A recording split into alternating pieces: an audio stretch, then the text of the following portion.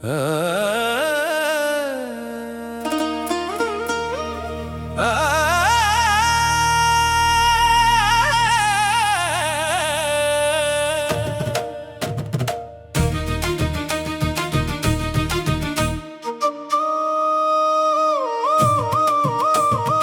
ராஜாக்களுடைய கட்டுகளை அவிழ்த்து அவர்கள் இடுப்புகளை கச்சை கட்டுகிறார்.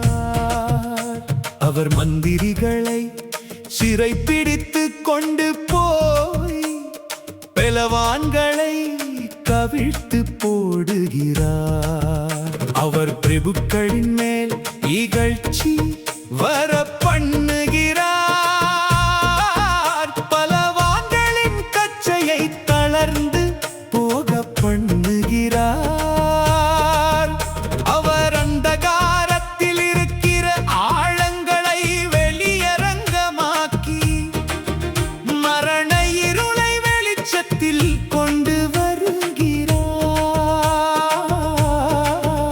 அவர் ஜாதிகளை பெருகவும் அழியவும் பண்ணுகிறார்.